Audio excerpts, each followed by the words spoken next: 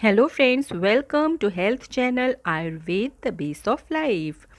शरीर में ऑक्सीजन की कमी होना कई रोगों का कारण बनता है। ऑक्सीजन की कमी का सबसे बुरा असर रोग प्रतिरोधक क्षमता पर पड़ता है और इस कंडीशन में कोई भी वायरस बैक्टीरिया हमारे शरीर में संक्रमण पैदा कर सकता है। हमारे शरीर को ऑक्सीजन की कमी होने पर सेल्स को प्रॉपर तरीके से काम करने में दिक्कत आती है। हमारे शरीर में खून सभी हिस्सों में मौजूद हर सेल्स तक ऑक्सीजन पहुंचाने का काम करता है, जिससे कि वो स्वस्थ रहती हैं। जब शरीर में ऑक्सीजन की कमी हो जाती है तो इस कंडीशन को हाइपोक्सिया कहा जाता है। यह कमी शरीर में तब होती है जब खून में ऑक्सीजन की मात्रा सामान्य स्तर से कम हो जाती है। ऑक्सीजन की कमी होना सांस संबंधी या ब्लड सर्कुलेशन से संबंधित समस्याओं का संकेत होता है। सांस फूलने और श्वसन से संबंधित दूसरे लक्षण दिखलाई देते हैं। थकान और घबराहट बढ़ जाती है। जब शरीर में ऑक्सीजन का स्तर काफ़ी कम हो जाता है तो शरीर ठीक से काम नहीं कर पाता है और कुछ और भी लक्षण दिखलाई देते हैं, जिससे आप समझ सकते हैं कि शरीर में ऑक्सीजन की कमी हो रही है। ऑक्सीजन की मात्रा जितनी ज़्यादा कम हो जाएगी, ये लक्षण उतने ही गंभीर हो सकते हैं। मुख्य रूप से मिलने वाले लक्षण होते हैं सर दर्द होना, सांस फूलना, दिल की धड़कन तेज हो जाना, खांसी होना, घरघराहट की आवाज़ आना, उलझन महसूस होना, पसीना आना, थकान, कमजोरी तो सामान्य लक्षण में आता ही है। अगर ऑक्सीजन का स्तर काफ़ी कम हो जाता है तो व्यक्ति के हाथ पैरों की उंगलियां, होंठ और नाक नीले पड़ सकते हैं। आखिर ऑक्सीजन की कमी होती क्यों है? कुछ सामान्य कारण हैं, जैसे लंग्स और हार्ट से संबंधित परेशानियां। खासकर लंग्स से जुड़ी समस्याएं जैसे asthma, bronchitis, acute respiratory distress syndrome, pneumonia, interstitial lung disease, lungs में पानी भरना, सूजन आ जाना या लंग्स में फाइब्रोसिस की समस्या होना, इन कारणों से ऑक्सीजन की कमी हो जाती है। इसके अलावा हार्ट में अगर किसी तरह की परेशानियां हैं तो वो भी ऑक्सीजन की कमी का कारण बन सकती हैं।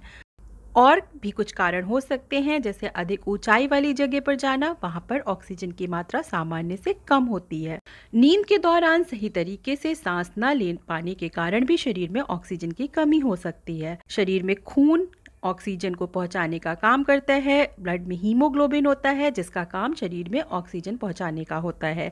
इसलिए आपके शरीर में खून की कमी है, यानी एनीमिया की कंडीशन है, तो भी ऑक्सीजन की कमी हो सकती है। कुछ दवाओं, खासकर नशे के रूप में ली जाने वाली दवाएं, इनका बहुत अधिक प्रयोग करने पर भी ऑक्सीजन की कमी हो जाती है। बहुत अधिक फिजिकल वर्कआउट करना या बिल्कुल भी परिश्रम ना करना भी ऑक्सीजन की कमी का कारण बनते हैं। तो ये कारण ऑक्सीजन की कमी को पैदा करते हैं, लेकिन इसे हम अवॉइड कैसे कर सकते हैं? ऑक्सीजन की कमी से हम कैसे बच सकते हैं? पहली चीज़ कि स्मोकिंग नहीं करनी चाहिए। अगर लंग्स में किसी तरह की समस्या है तब तो और भी स्मोकिंग को अवॉइड करना जरूरी है। शरीर में ऑक्सीजन की कमी को ये और भी बढ़ा देगा। धुएं वाली जगह और अधिक पोल्यूशन वाली जगहों में जाने से जरूर बचना चाहिए। नियमित रूप से एक्सरसाइज करते रहना चाहिए। अगर एक्सरसाइज करने में दिक्कत हो रही है, सांस अधिक फूल रही है, तो वॉक और योग प्राणायाम को तो जरूर अपनाना चाहिए। योग और प्राणायाम, साथ ही डीप ब्रीथिंग एक्सरसाइज करने से आपके शरीर में ऑक्सीजन की कमी दूर होती है। न्यूट्रिशन से भरपूर पौष्टिक खाना लेते रहने से भी शरीर को आराम मिलता है। पानी जरूर पीते रहना चाहिए, जिससे शरीर में पानी की कमी न हो पाए। शरीर में ऑक्सीजन की सामान्य मात्रा आखिर होती कितनी है? एक स्वस्थ व्यक्ति में ऑक्सीजन का लेवल 95 to 99% तक होना चाहिए, लेकिन इससे कम ऑक्सीजन होने पर इसे ऑक्सीजन की कमी माना जाएगा। इसे हम पता कैसे कर सकते हैं? इसको पल्स ऑक्सीमीटर, एक मशीन होती है छोटी सी, जिसे उंगली में लगा करके उसके द्वारा ऑक्सीजन की मात्रा का पता किया जा सकता है। दूसरा, आर्टीरियल ब्लड टेस्ट। इसमें आपके आर्टरीज से कुछ ब्लड निकाल करके उसमें टेस्ट करके पता करा जाता है कि ऑक्सीजन की मात्रा कितनी है। डॉक्टर्स लंग्स फंक्शन टेस्ट के जरिए भी ऑक्सीजन की मात्रा का पता करते हैं। शरीर में ऑक्सीजन की कमी ना हो पाए, और अगर कमी हो रही है तो इस कमी को रोका कैसे जा सकता है? इसके लिए हम खाने में किन चीज़ों को शामिल करें? जैसे कि अंकुरित अनाज, ये फाइबर से भरपूर होते हैं। ये ब्लड में ऑक्सीजन को बढ़ाने का काम करते हैं। एवोकेडो, किशमिश, खजूर, लहसुन, नींबू, गाजर, अदरक और कीवी ये एंटीऑक्सीडेंट गुणों से भरपूर होते हैं। इनका इस्तेमाल भी शरीर में ऑक्सीजन की मात्रा को बढ़ाने का करता है। दही का नियमित रूप से आपके खाने में इस्तेमाल भी ऑक्सीजन की कमी से आपको बचाता है। इसके अलावा अनुलोम विलोम, कपालभाति, भस्त्रिका प्राणायाम शरीर में ऑक्सीजन को बढ़ाने का काम करते हैं और शरीर के हर ऑर्गन्स तक पर्याप्त रूप से ऑक्सीजन को पहुंचाने में मदद करते हैं।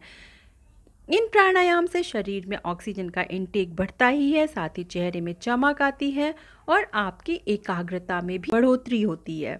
तुलसी का अर्क या तुलसी का पानी, इसका रेगुलर इस्तेमाल आपको प्रदूषण से होने वाली बीमारियों जैसे एलर्जी, सर्दी जुकाम इत्यादि से बचा कर रखता है। इनके होने की संभावना को ये 30% तक कम कर देता है और शरीर में ऑक्सीजन का लेवल ये बीमारियां और प्रदूषण कम कर सकते हैं।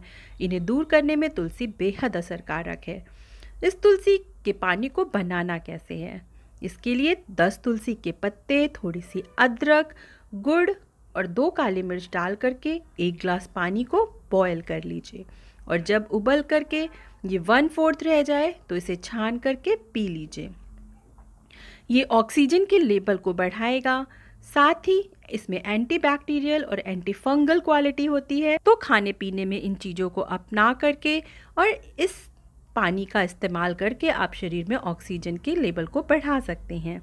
गिलोय का इस्तेमाल किया जा सकता है, इसके काढ़े का इस्तेमाल किया जा सकता है। इसका काढ़ा कैसे बनाना है इसके ऊपर भी मेरा एक वीडियो है जिसे आप देख सकते हैं। इसका लिंक आपको डिस्क्रिप्शन बॉक्स में मिल जाएगा। अश्वगंधा का इस्तेमाल, शतावरी का इस्तेमाल, इन चीज़ों का इस्तेमाल भी आपके लंग्स को, शरीर की सेल्स को ताकत देने का करता है। ऑक्सीजन के स्तर को सामान्य बनाए रखने में भी ये मदद करते हैं। ये थी जानकारी आपके शरीर में ऑक्सीजन के लेवल को सामान्य कैसे किया जा सकता है, इसकी कमी से क्या लक्षण होते हैं और इसकी कमी से हम को कैसे बचा सकते हैं। उम्मीद है वीडियो की ये जानकारी आपको पसंद आई होगी। अगर पसंद आई हो तो इसे लाइक और शेयर जरूर करिएगा और ऐसे से संबंधित वीडियोस पाते रहने के लिए चैनल को सब्सक्राइब कर लीजिएगा। धन्यवाद।